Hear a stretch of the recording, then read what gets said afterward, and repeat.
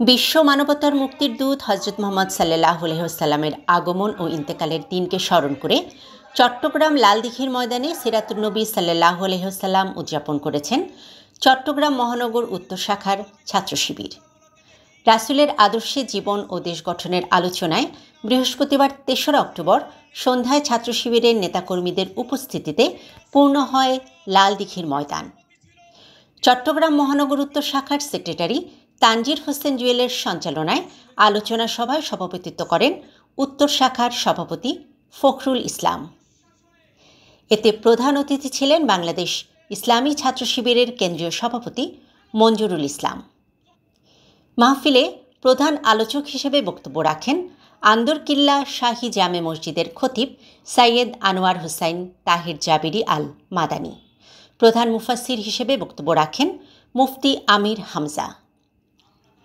এছাড়াও মাহফিলে ওয়াইজ হিসেবে আলোচনা করেন শাহজাদা ফানাফিল্লাহ বিন আজাদ, অধ্যাপক মাহমুদুল হাসান, মাওলানা মোহসেন আল হুসাইনি।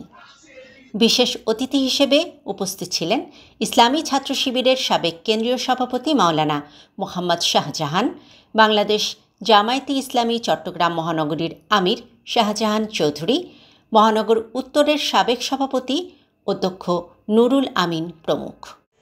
ইনসাফের রসুলের যে রাষ্ট্র ছিল, বিচারের যে ব্যবস্থা ছিল, রসুলের বিচার কি ছিল?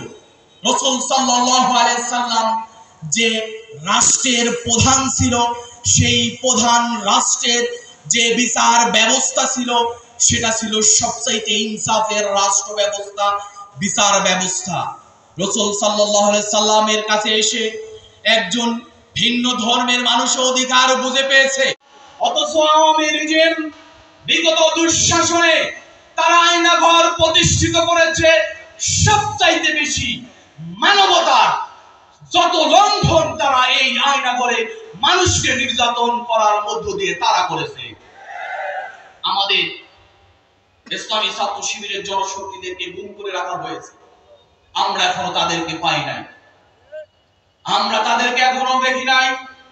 পরিবারের আহাকার এখনো আমরা চাই যারা প্রশাসনে আছে, যারা এখন সরকার চালায়, আমরা তাদের কাছে দাবি জানাই, এদেশে যাদেরকে গুম করা হয়েছে, যাদেরকে বিচার তারা পেয়েছে, ইনসাফ পেয়েছে।